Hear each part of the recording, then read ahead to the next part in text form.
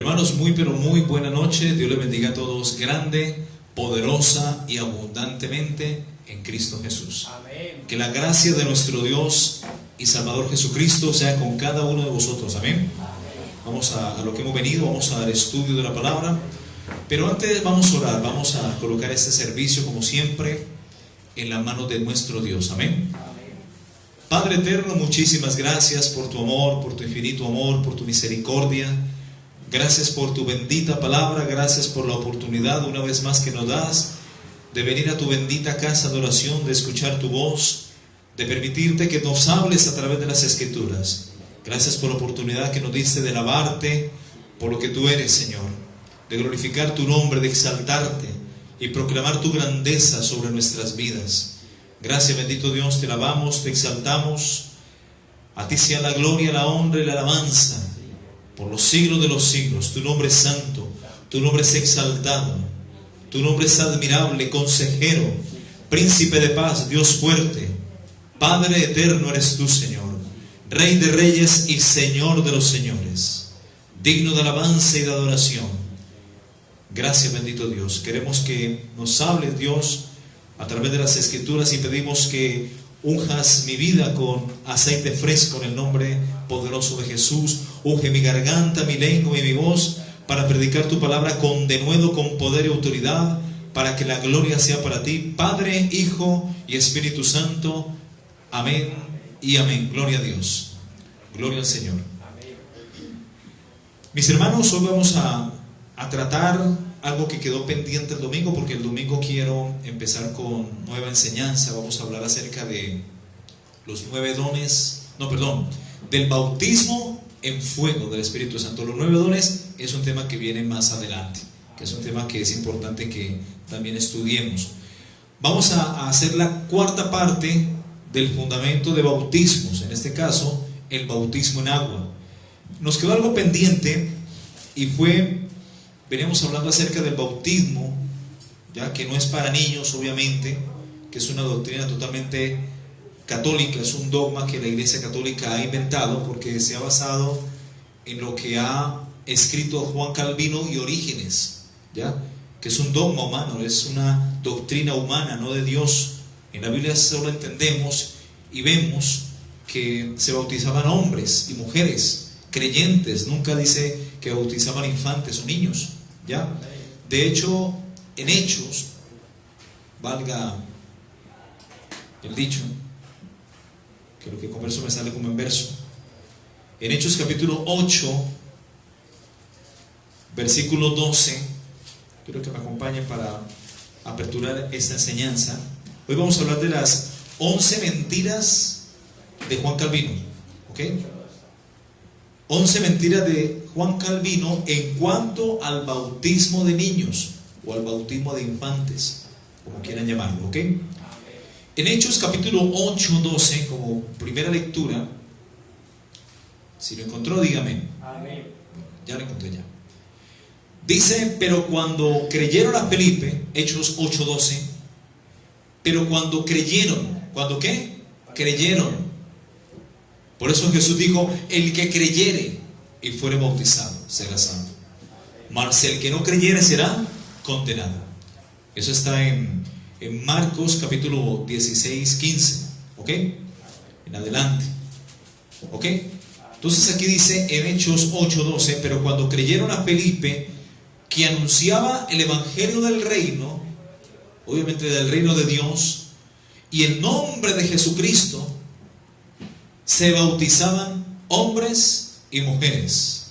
Amén y amén. Gloria a Dios. Hermanos, la falsa doctrina de bautismo para niños, como dijimos desde el principio, fue inventado por un católico, un monje católico, llamado Juan Calvino, ¿ok? Y también por otro cura o hombre religioso llamado Orígenes. Entre estos dos inventaron esa doctrina que es extrabíblica y antibíblica. Es contrario a lo que enseña la Biblia y lo que nos dieron ejemplo los mismos apóstoles en el en la época del Nuevo Testamento, en los orígenes de la iglesia. Amén. Así que, mis hermanos, esto llegó a convertirse, con el transcurrir del tiempo, en un dogma católico. Eso fue aproximadamente alrededor del año 1541, cuando estos dos sujetos, Juan Calvino, que es el autor del calvinismo, los que dicen que hay que bautizar niños, y ellos son los que afirman también por sus teorías y doctrinas, ¿ya?, erradas de la Biblia, que dicen que si tú, siendo cristiano, pecas, no pierdes la salvación. Ellos son los de la teoría que habla de salvos por siempre salvos. Nunca perderá la salvación. Esa es la misma mentira que le habló o le predicó Satanás, la serpiente, en el huerto a Eva. No moriréis, sino quién sabe Dios, que del día que accedan del fruto y coman de él, serán como Dios, sabiendo el bien y el mal. Tranquilo, peca nomás, accede al fruto, comete pecado, que no pasa nada. La salvación no se pierde. Es la misma doctrina diabólica y antagónica a la palabra de Dios. ¿Ok? ¿Qué es un dogma? Un dogma, mis hermanos, es un punto esencial en una religión. Es un punto esencial de una religión, una doctrina o un sistema de pensamiento que tiene por cierto, de hecho que se tiene por cierto, y que no puede ponerse en tela de duda dentro de su sistema. ¿Ok? En la Iglesia Católica Romana, un dogma es una verdad absoluta. Para ellos un dogma es una verdad totalmente cierta, absoluta, irrefutable, segura, absolutamente segura, sobre la cual no puede flotar ninguna duda. Y una vez proclamado solemnemente, ningún dogma puede ser derogado o negado ni por el Papa ni por decisión conciliar. Por esto, los dogmas constituyen la base inalterable de toda la doctrina católica. Es una enseñanza prácticamente, mis hermanos, de hombres. No es una enseñanza bíblica. Está bien, la Biblia la escribieron hombres, gloria al Señor, pero la Biblia dice que fueron hombres inspirados por el Espíritu Santo. ¿Ya? De hecho, la Biblia dice: toda la escritura es inspirada por Dios. ¿Cuánto dicen amén? Toda la escritura es inspirada por Dios. ¿Cuánto dicen amén? ¿Ok? Vamos a la cita. 2 Timoteo 3:16. Apunte la cita, por favor. 2 Timoteo capítulo 3:16. Toda la escritura, es decir, de Génesis hasta Apocalipsis, es inspirada por Dios. ¿Qué significa inspirar? Inspirar es cuando tomamos aire, ¿verdad? Y expirar es cuando lo soltamos. O sea que los hombres, tanto en el antiguo pacto como en el nuevo pacto, fueron llenos de neuma, de espíritu. Fueron inspirados, porque aún Juan capítulo 4:24 dice que Dios es espíritu, y los que le adoran en espíritu y en verdad es necesario que le adoren. Así que toda la escritura es inspirada por Dios. O sea que los hombres en el antiguo tiempo fueron llenos del Espíritu Santo, y de esa llenura hablaban de parte de Dios. Así que toda la escritura es inspirada por Dios y es útil para enseñar, es útil para redarguir, es útil para corregir, es útil para instruir en justicia, a fin de que el hombre o la mujer de Dios sean enteramente preparados para toda buena obra. ¿Cuántos dicen amén? Amén. Miremos qué dice Hebreos capítulo 1. Gloria al nombre de Jesús. Hebreos capítulo 1 dice: Dios, habiendo hablado muchas veces. ¿Cuántas veces habló Dios? Muchas veces. Y en diferentes edades, en diferentes tiempos, y no se contradecían.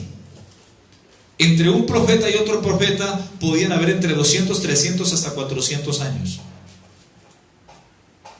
Amén. Entonces, mis hermanos, Dios, habiendo hablado muchas veces y de muchas maneras en otro tiempo a los padres por medio de los profetas, en estos postreros días, en estos últimos días, ¿cuántos dicen amén? Nos ha hablado por el Hijo, ¿cuántos dicen amén? A quien constituyó heredero de todo y por quien asimismo hizo el universo, ¿cuántos dicen amén? Vamos a otra cita, como tema de apertura. Segunda de Pedro, capítulo 2, versículo 19. Amén. Dice, tenemos también la palabra profética más segura. Tenemos también, segunda de Pedro 1, 19 dice, tenemos también la palabra profética más segura. ¿Recuerdan cuando Abraham, padre Abraham, le dice al rico, a Moisés y a los profetas tienen, óiganlos?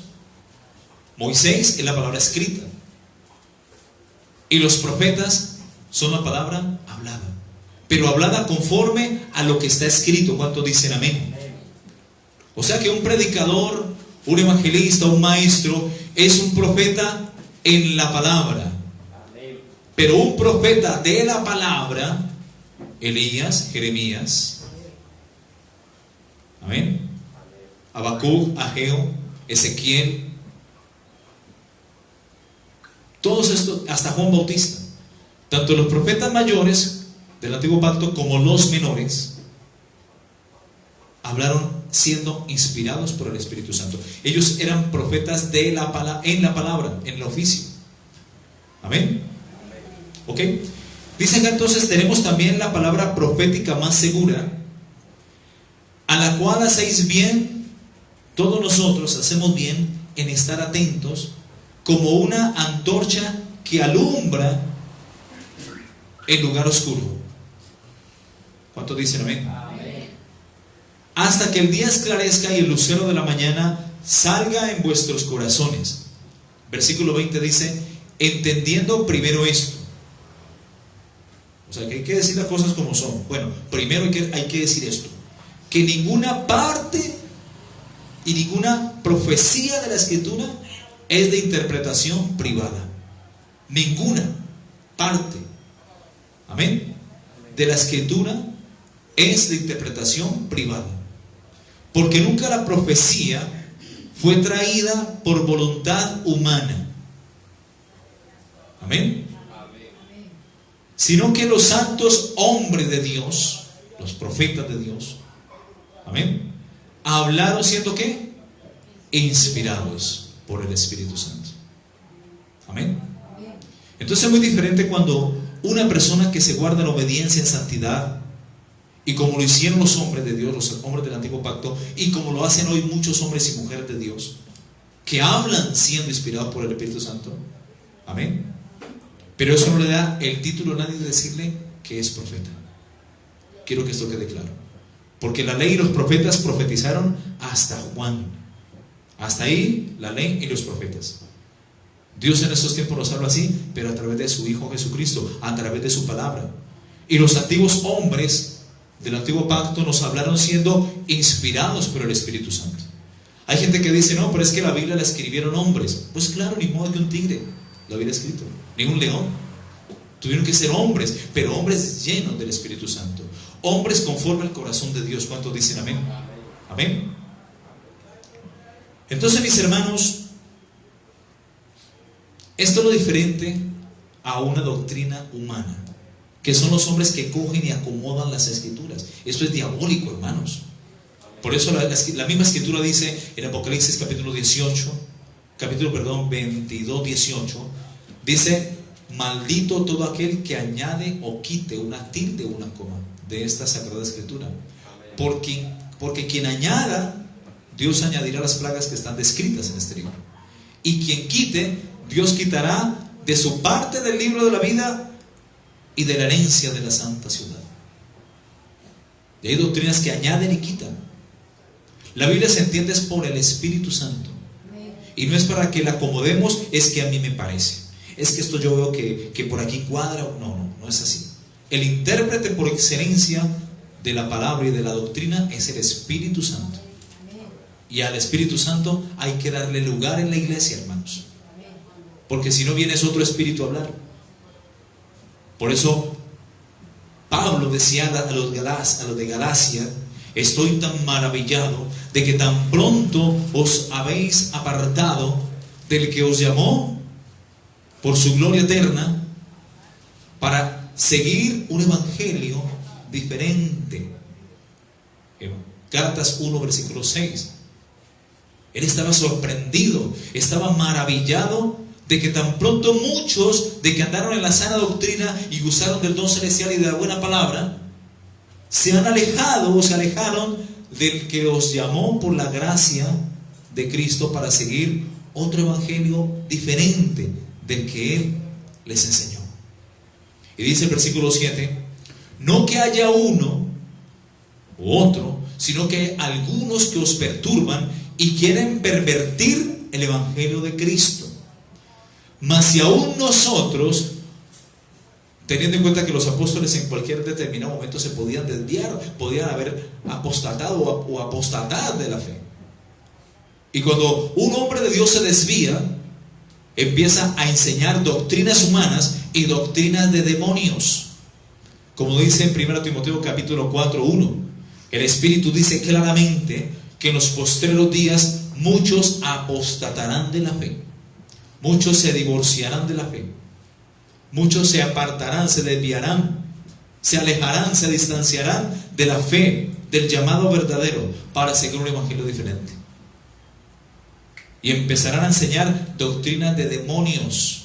Y entonces cuando prohíben casarse, prohíben comer ciertos alimentos y prohíben hacer cosas y empiezan a meterle tradición, dogma y doctrina, esto a Dios le da asco.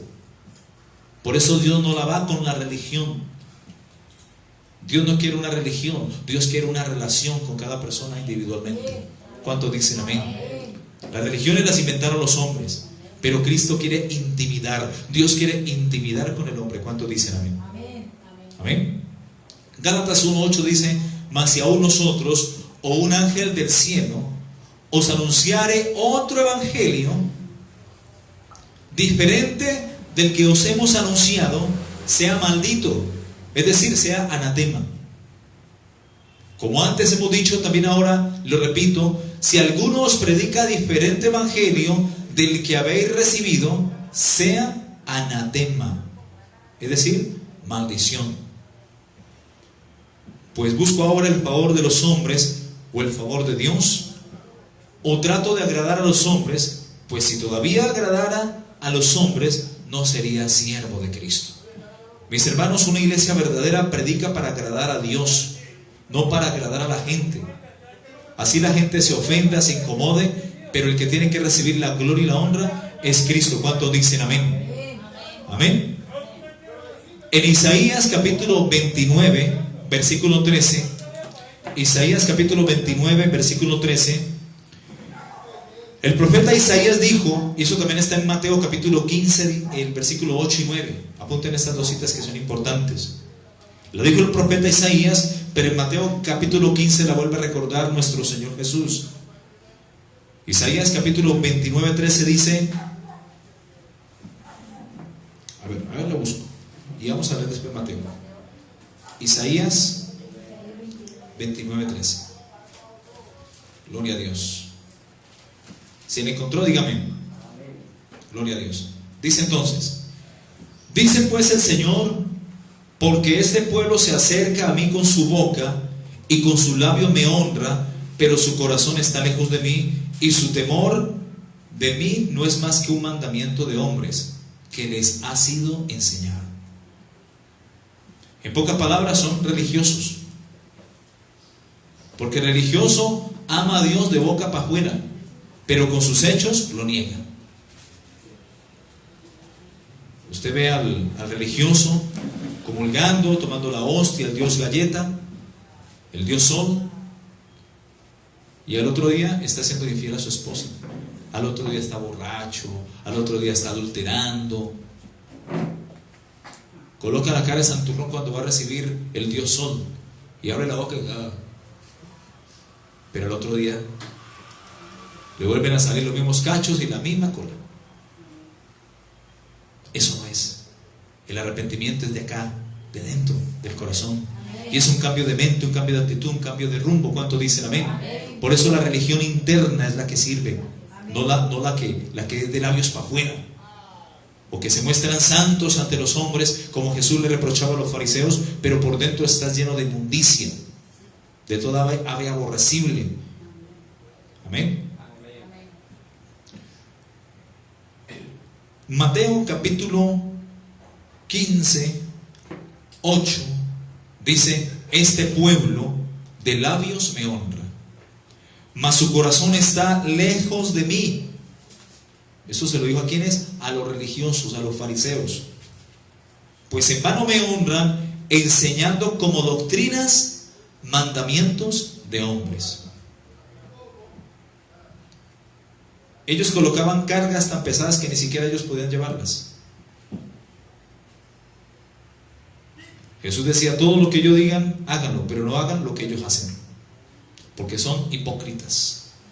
De labios me honran, pero su corazón está lejos de mí. Sepulcro blanqueados, generación de víboras. O sea que tienen los religiosos de aquella época y los actuales también, tienen la genética de la víbora, de la serpiente, del diablo. Generación de víboras. ¿Quién os enseñó a huir de la ira venidera? Hacer pues frutos dignos de arrepentimiento, y no digáis dentro de vosotros: Abraham tenemos por padre, porque os digo que aún Dios puede sacar de estas piedras hijos de Abraham. ¿Cuántos dicen amén? Amén. Vamos a hablar un poco de esta doctrina de Juan Calvin, o Juan Calvino. Amén. Y vamos a ver los 11 puntos que él argumenta en cuanto al bautismo de infantes. ¿Ok? Juan Calvino, llamado también Jean Calvin o Calvin, nació en Noyon, Francia, alrededor del año 1509, y murió en Ginebra alrededor del año 1564. ¿Ok? Él fue un teólogo y reformador protestante. O sea que en algún momento él se rebeló contra el papado. Fue de los primeros que, con Lutero y Casiodoro de Reina y entre otros, que empezaron a hacer la reforma protestante. Empezaron a entender que la salvación no era por obras, sino por fe, por la gracia, mediante la gracia de Dios. Somos salvos por fe y no por obras. Entonces, cuando ellos empezaron a opinar o a tener otro concepto más alineado con la Biblia, entonces los religiosos le dijeron protestantes, porque no se sujetaban a la autoridad papal ni a sus dogmas. Pero de una otra forma ellos nunca dejaron de ser religiosos o católicos. ¿Ya?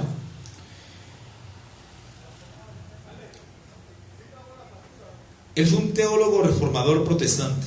En el año 1541 los gobiernos volvieron a llamarle, y esta vez Calvino no se limitó a predicar y a tratar de influir en las costumbres, sino que asumió un verdadero poder político que ejercería hasta su muerte. Juan Calvino fue bautizado con el nombre de Jean Calvin o Jean Calvin, latinizado como Calvinus, y fue, recordemos, un teólogo francés considerado como uno de los autores y gestores de la reforma protestante. Las doctrinas fundamentales de posteriores reformadores se identificarían con él, llamando a estas doctrinas calvinismo. Los 5 puntos del calvinismo surgen de los discípulos de Calvino como contraposición a la doctrina de los discípulos de Jacobo Arminio, además de haber creado la Biblia de Ginebra en Francia en 1560. Juan Calvino, mis hermanos, practicaba y defendía con fervor el bautismo de niños, que la Biblia no lo nombra. O sea, no dejó de ser católico, era reformador protestante, pero algo traía de sus enseñanzas anteriores, de sus doctrinas. para refutar las mentiras de los protestantes reformadores, a veces solo hace falta leerlos con cuidado y ver cómo ellos se refutan a sí mismos. Calvino, sin saber lo que más tarde harían con sus enseñanzas, con su defensa al bautismo de niños, estaba refutando a muchas de las creencias que hoy defienden sus propios seguidores. Por alguna razón alguien dijo: ni Calvino era calvinista. Pero sí hay algo que podemos rescatar de todo esto, y es que es totalmente mentira lo que dicen los reformados o calvinistas de ahora, que las enseñanzas de Calvino o que Calvino creía, o lo que Calvino creía, era el verdadero evangelio de Jesucristo. Hay una doctrina que se conoce como salvos por siempre salvos. ¿Usted cuando ve a un católico arrepentido? Ellos pecan y creen que se van para el cielo, no pasa nada.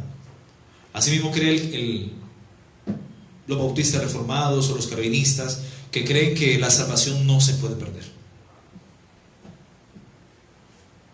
Y por ahí predican que si un cristiano se suicida, siendo cristiano se va para el cielo. Mentira del diablo. ¿Y por qué si predican esto? ¿Por qué no muestran el ejemplo y lo hacen ellos mismos? Para dar el ejemplo, a ver si es verdad. ¿Por qué no lo hacen?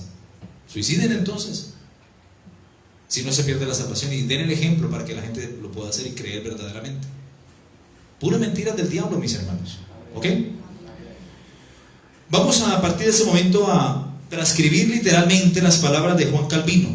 Me perdonan, voy a leer, pero esto es lo que he investigado y es lo que él ha escrito acerca de su fe y su punto doctrinal acerca del bautismo de niños, y en algunas partes cómo se refuta un poco con la misma palabra. ¿Ok? Vamos a transcribir literalmente las palabras de Juan Calvino tocante al bautismo de niños en su obra Institución de la Religión Cristiana. Es una obra un escrito suyo, y vamos a ver si realmente era el evangelio de Cristo el cual enseña la Biblia. Ustedes mismos van a juzgar por razón. Por obvia razón van a juzgar. Hay como un cortico por aquí.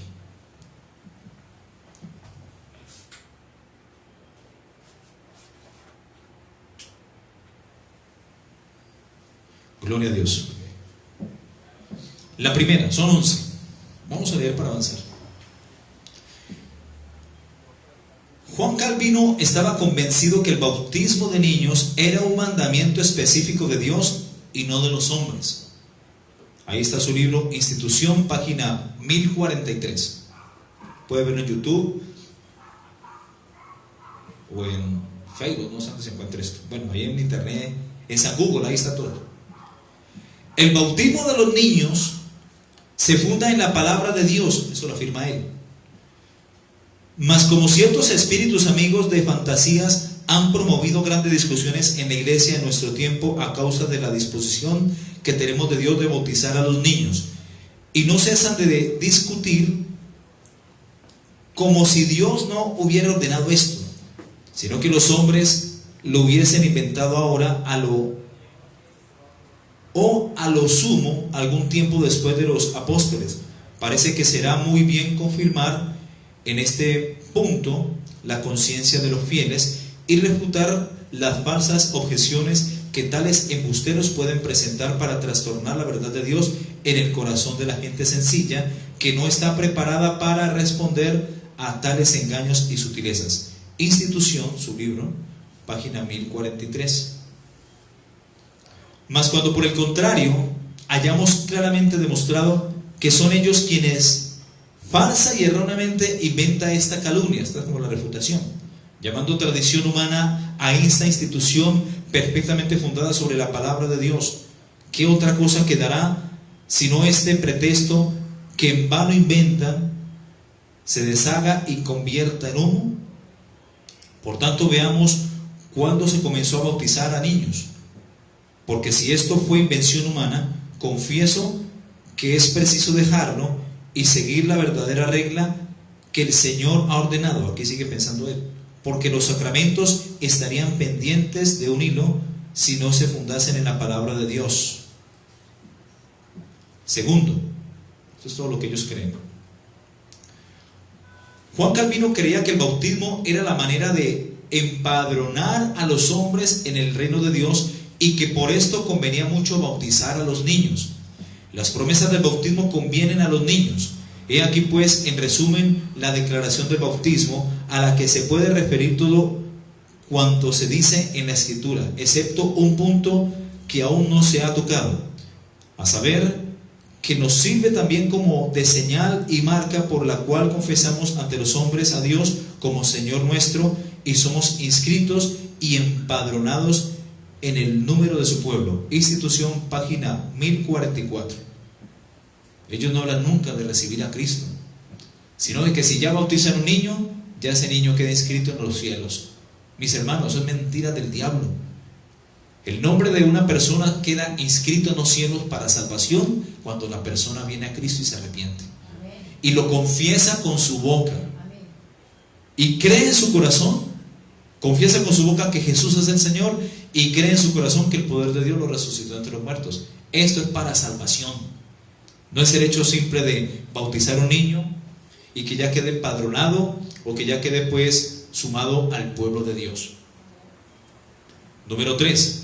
Vamos rápido. La base irrefutable del bautismo de niños para Calvino era la circuncisión judía. Nada que ver. Sobre este supuesto, el bautismo le garantiza a los niños el perdón de pecados. ¿Y la sangre de Cristo? ¿Para qué es la sangre de Cristo? Para perdón de pecados. Para Él es el bautismo. Una obra. ¿Ok? Concluimos pues de esto que los padres tuvieron en la circuncisión la misma promesa espiritual que nosotros poseemos ahora en el bautismo, y que significaba la remisión de los pecados y la mortificación de la carne para vivir en justicia. Además, según lo hemos enseñado, Cristo es el fundamento del bautismo, en el que ambas cosas reinciden, e igualmente lo de la circuncisión. Institución, página 1045. La promesa en la cual hemos dicho que consiste la virtud de los signos es la misma en ambos, es decir, de la misericordia de Dios, de la remisión de los pecados y de la vida eterna.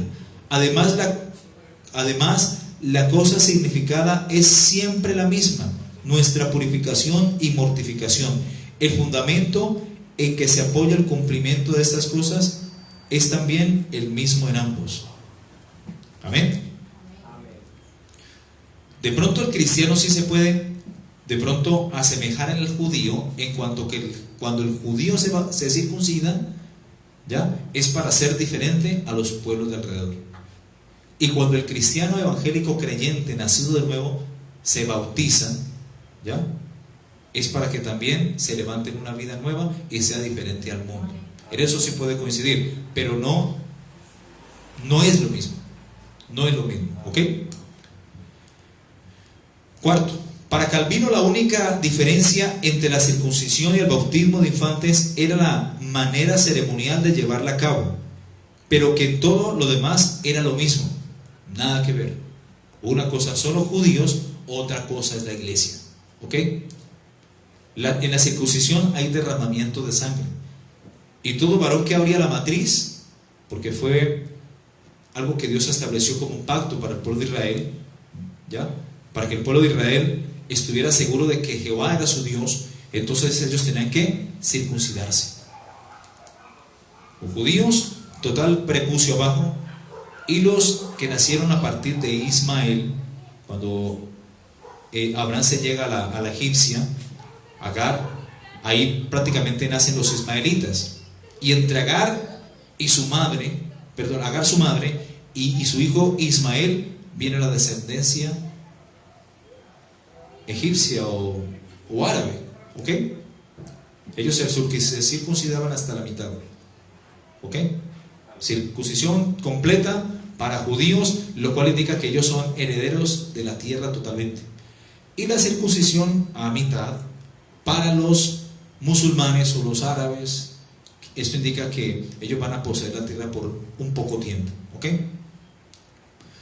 Por consiguiente, según la doctrina de Calvino, se sigue que no hay diferencia alguna entre el bautismo y la circuncisión en cuanto al misterio interno, en lo cual consiste toda la sustancia de los sacramentos, según hemos demostrado.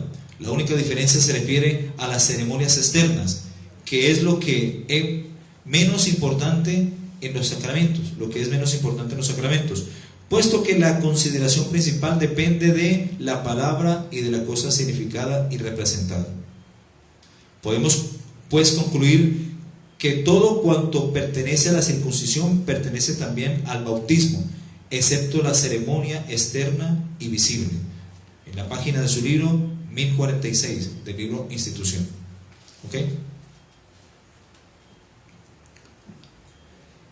Quinto, para Calvino el bautismo de infantes era una entrada a la iglesia de Dios y una aceptación de tenerlo como Dios.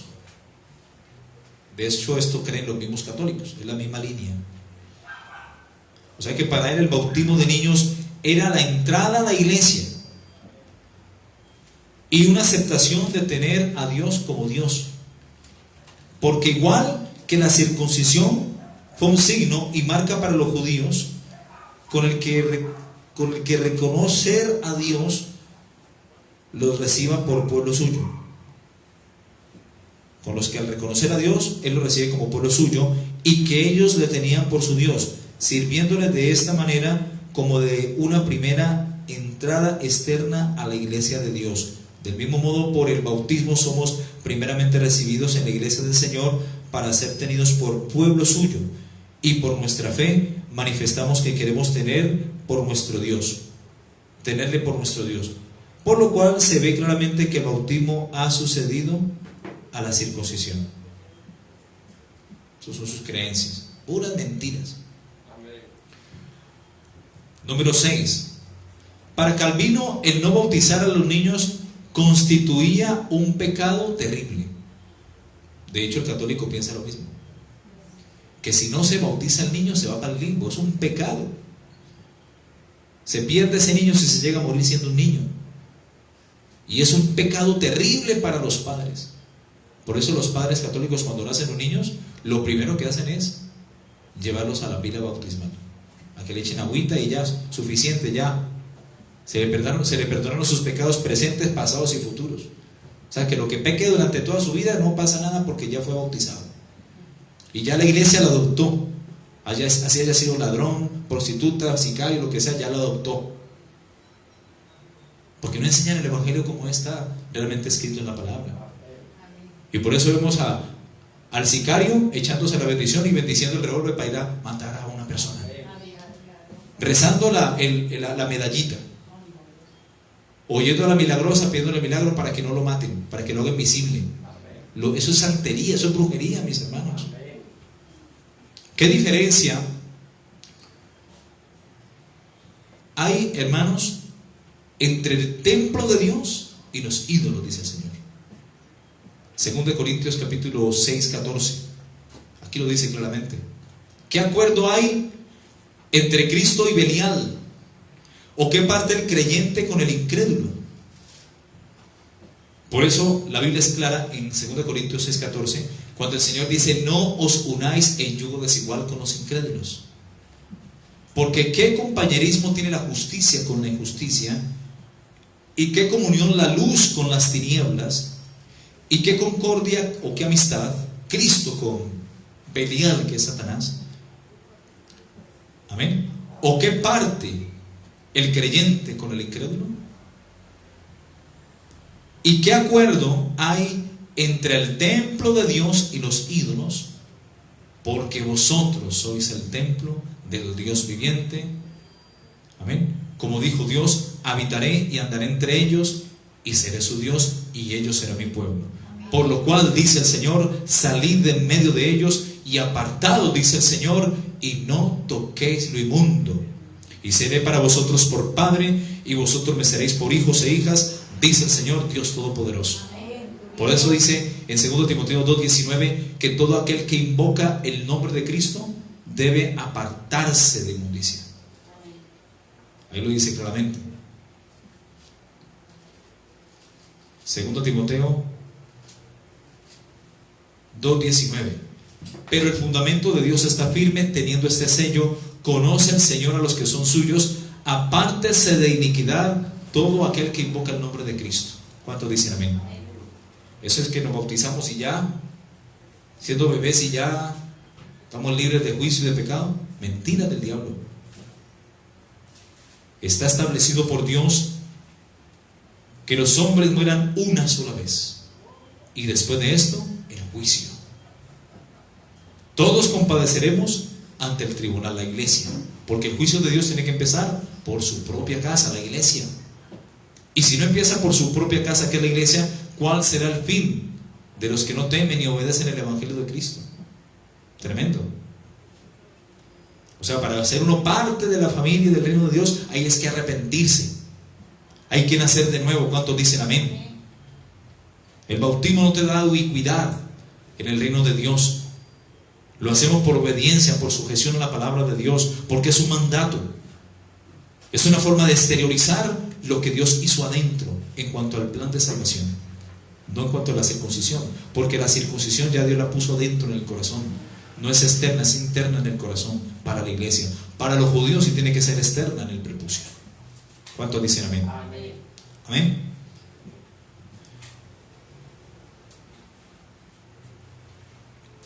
Como la circuncisión, el bautismo pertenece a los niños.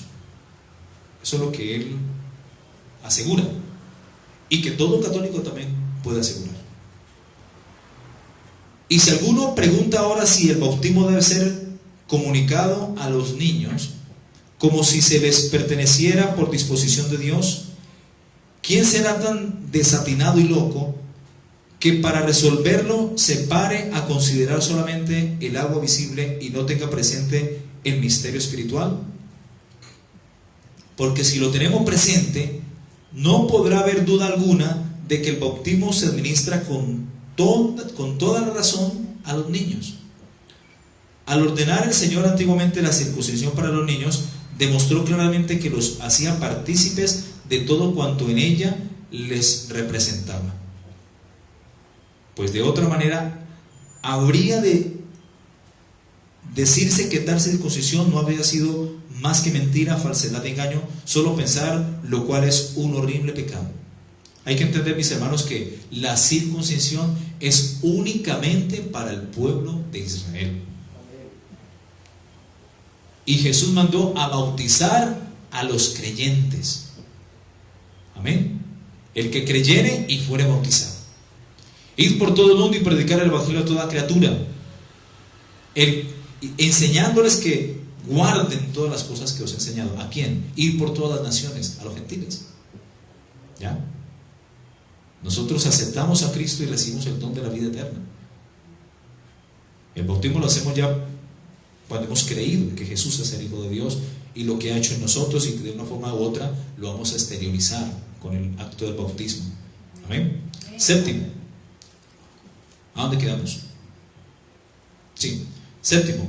Según Calvino, oiga lo que dice aquí: la santificación la pueden heredar los hijos de sus padres cristianos. Esto es más terrible que mentira el diablo. ¿Ah? O sea, la santidad, la santificación la pueden heredar los hijos de los padres cristianos, en este caso cristianos católicos. Siendo así, los niños deben de recibir el bautismo como símbolo de lo que ya han recibido espiritualmente. Esto obviamente los haría automáticamente salvos, como decíamos ahora. Se bautizó un niño y el niño creció, se volvió malandrín, atracador, choro, y se murió. Ay, era tan bueno, porque no hay ningún muerto bueno, malo. Todos los muertos son buenos.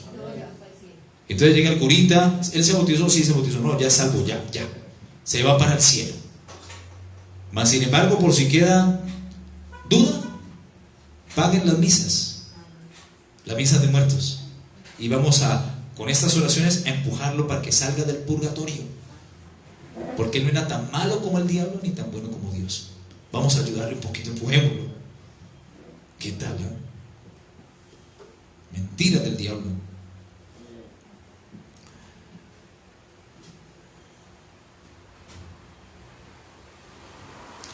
Así que según Calvino, la santificación la pueden heredar los hijos de sus padres cristianos católicos. Y siendo así, los niños deberían de recibir el bautismo como símbolo de lo que ya han recibido espiritualmente. Esto obviamente los haría automáticamente salvos, o en último caso se estaría demostrando que los dichos niños ya son salvos porque sus padres lo son. O sea, estamos hablando de una salvación comunitaria, de una salvación heredada. ¿Qué tal esto? No, si ese niño no se arrepiente, se va para el infierno.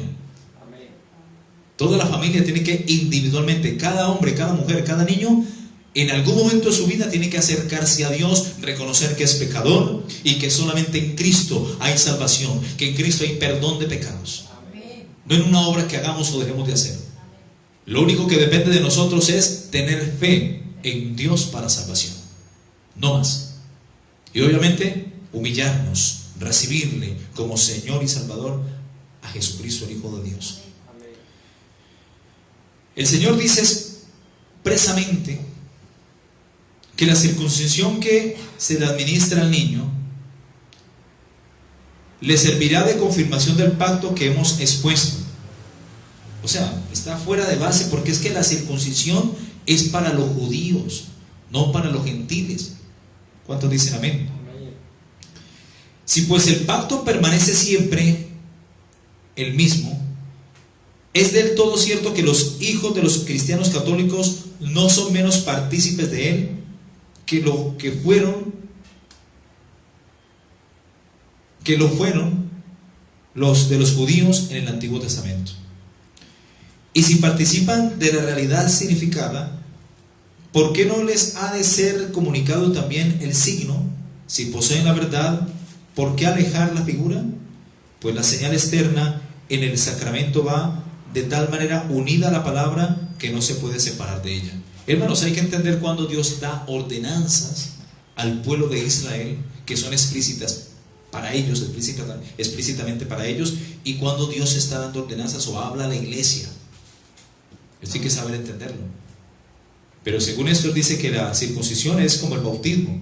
Entonces, al bautizar un niño, ya está cumpliendo el antiguo pacto y ya son salvos. Pertenecen a Dios con el solo bautismo. Vaya y no se arrepienta, a ver qué pasa. ¿Ok? ¿Dónde quedamos? Y puesto que la palabra del bautismo conviene a los niños, ¿por qué quitarles el signo que depende de la palabra? Si no hubiese más razón que esta, sería suficiente para cerrar la boca a todos los que defienden una opinión contraria. La objeción de que había un día señalado para la circuncisión.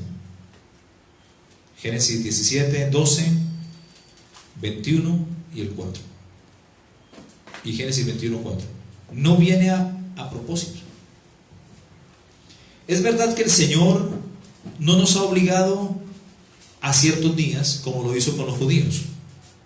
En este caso el Sabbat es también únicamente para los judíos, no para nosotros. Pero dejándolos en libertad en cuanto a esto, nos ha declarado, sin embargo, que los niños deben ser solemnemente recibidos en su pacto. ¿Queremos algo más que esto? Institución, página 1046. Así como los hijos de los judíos fueron llamados linaje santo por ser herederos de este pacto, y se les separaba de los hijos de los infieles y de los idólatras, así del mismo modo los hijos de los cristianos católicos son llamados santos, aunque no sean engendrados más que de parte de padre o de madre fiel, y son diferenciados de los otros por el testimonio de la Escritura. Así pues, debemos considerar siempre diligentemente aquello en que convenimos con ellos y en lo que nos diferenciamos. Convenimos en el pacto y en el motivo de confirmarlo. Nos diferenciamos solamente en la manera. Ellos tienen la circuncisión para confirmación, nosotros tenemos en su lugar el bautismo. Página 1047 del libro Institución. ¿Okay? 8. Según Calvino, Dios premia con la salvación y la santificación de su descendencia al hombre que sea fiel bautizando a sus hijos. Terrible. Con esto Dios anima al hombre a que sea más fiel todavía. En todo caso, le ofrezca una consagración condicional de sus hijos. Porque la señal que Dios comunica a los niños confirma como si fuese ratificada con un sello la promesa que el Señor ha hecho a los suyos, que Él era su Dios y el de su descendencia por 1000 generaciones, en lo cual primeramente brilla la bondad de Dios para glorificar y enseñar su nombre, y en segundo lugar para consolar al hombre fiel y darle mayor ánimo para entregarse totalmente a Dios, al ver que no solamente se preocupa de él, sino también de sus hijos y su posteridad. Ese era un mandamiento, pero para los judíos, que estaban bajo pacto de sangre, que era la circuncisión. ¿Ok? 9. Para Calvino, la promesa de Dios no es suficiente para asegurar la salvación de nuestros hijos. Para Calvino, la promesa de Dios no era suficiente, o no es suficiente para asegurar la salvación de nuestros hijos, sino que estos tienen que ser bautizados para ello. Tremendo, ¿no? Y no se puede decir que la promesa bastaría para asegurar la salvación de nuestros niños, porque otro ha sido el pensamiento de Dios, que conociendo la flaqueza de nuestra fe, la ha querido fortalecer. Por tanto, todos los que con plena confianza descansan en la promesa de que Dios quiere hacer misericordia a su descendencia, deben presentar a sus criaturas para recibir el signo, el bautismo, el signo de la misericordia, el bautismo, y con ello consolarse y corroborar su fe, al ver con sus mismos ojos la alianza del Señor sellada en el cuerpo de sus hijos. Número 10, ya vamos a acabar. Para Calvino, el gran fruto del bautismo en los niños es no solo la salvación de sus almas, sino una vida consagrada al servicio de Dios en la tierra. El provecho de que los niños reciben es que la iglesia, reconociéndolos como miembros suyos, la iglesia católica, los tienen en mayor estima, y ellos, al ser mayores, tienen ocasión de inclinarse más al servicio de Dios, que les es manifestado como Padre antes de que tuviesen entendimiento para comprenderlo, recibiéndolos en el número de los suyos desde el seno mismo de su madre. 11.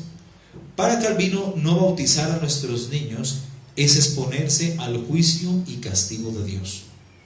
Es pura doctrina humana, pura invención humana, pura palabra de hombre, no palabra de Dios. Finalmente, debemos siempre temer que si menospreciamos marcar a nuestros hijos o bautizarlos como señal del pacto, el Señor nos castiga por ello, porque al hacerlo, así renunciamos al beneficio y a la merced que nos ofrece. Institución, página 1050. Al final de su artículo, Calvino refuta los argumentos de los anabaptistas.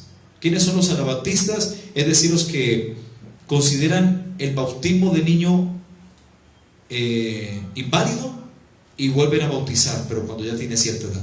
Es decir, nosotros podríamos ser, según la doctrina católica, anabaptistas.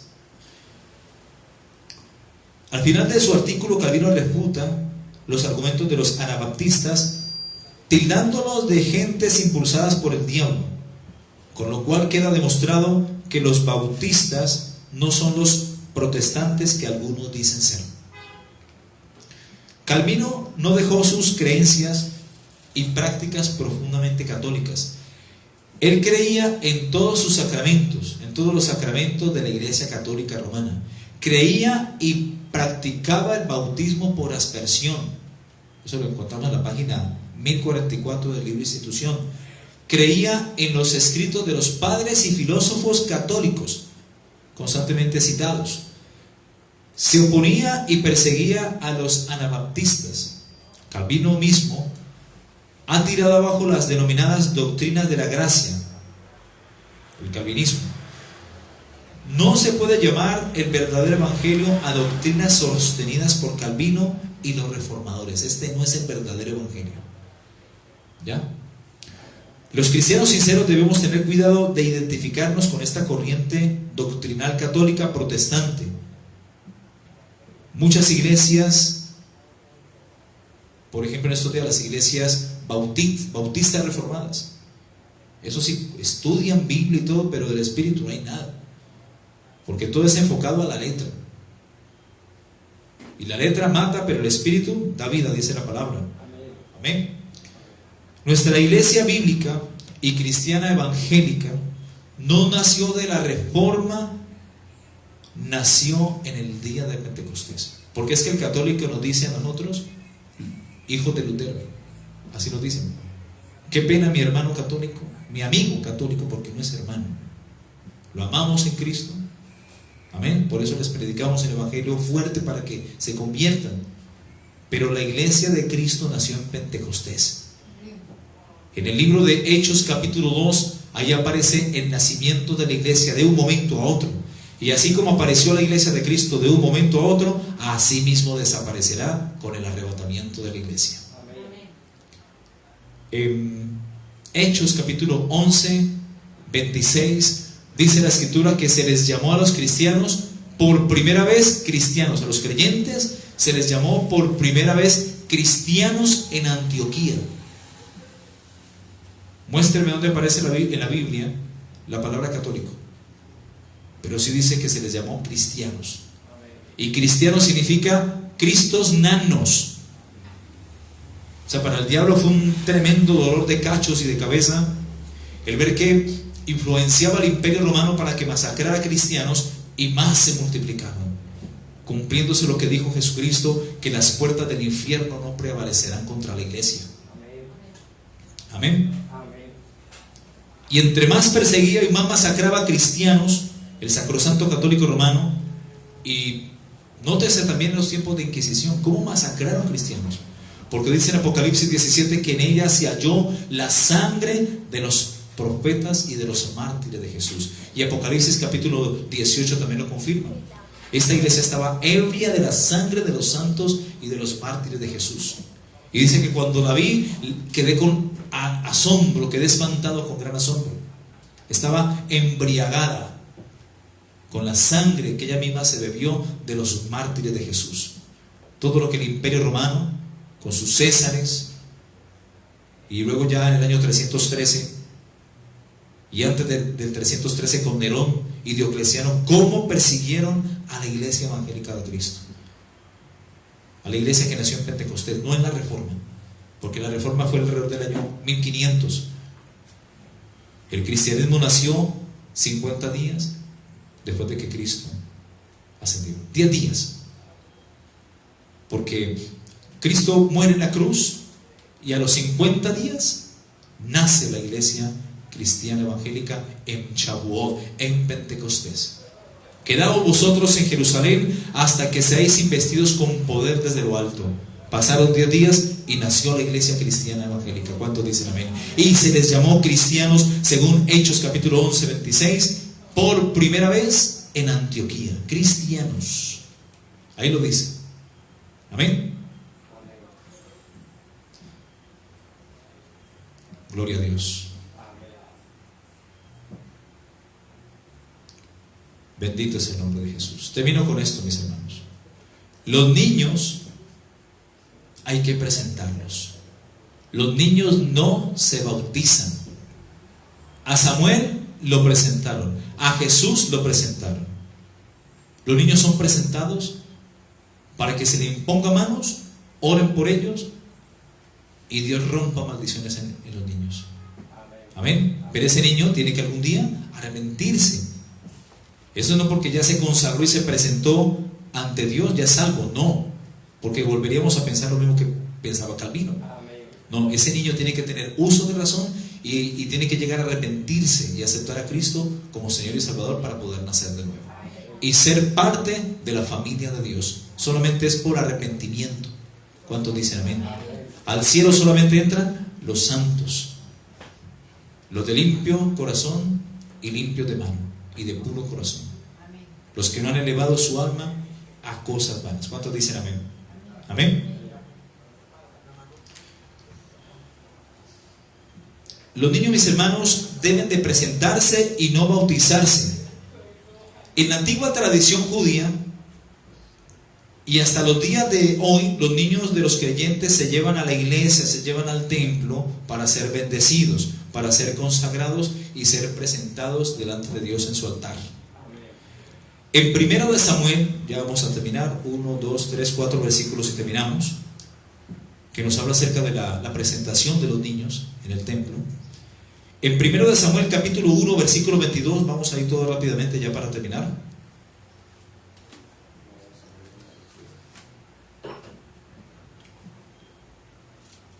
1 de Samuel capítulo 1, 22, 28.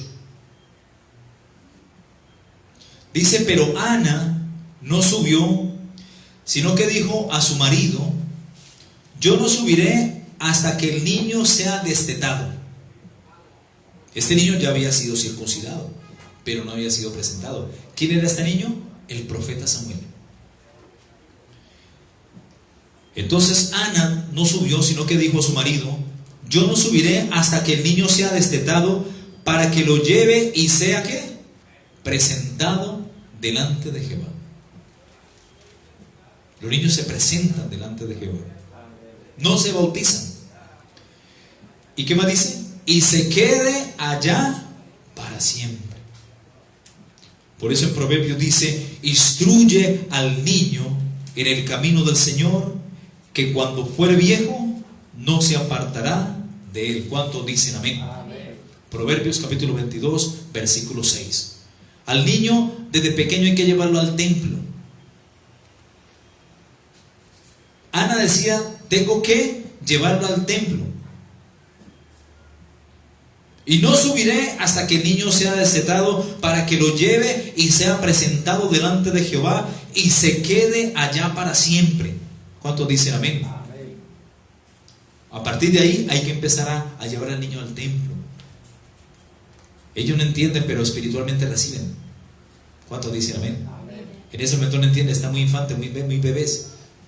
Pero llegará el momento que esa palabra, que cumple el propósito para el cual Dios la envía, va a hacer algo en ese bebé. Ese niño va a crecer y va a estar rodeado siempre de ese ambiente espiritual que hay en el templo, en la casa de Dios, que es columna y baluarte de la verdad. ¿Cuántos dicen amén? Y Elcana, su marido, le respondió a Ana, la mamá de Samuel: haz lo que bien te parezca, quédate hasta que lo destetes, solamente que cumpla Jehová su palabra. Y se quedó la mujer y crió a su hijo hasta que lo destetó.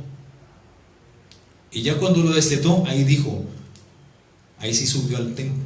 Después de que lo hubo destetado, dice, lo llevó consigo con 3 becerros, un efa de harina y una vasija de vino, y lo trajo a la casa de Jehová en Silo, y el niño era pequeño. Y matando el becerro, trajeron el niño a Elí. Elí era el sacerdote.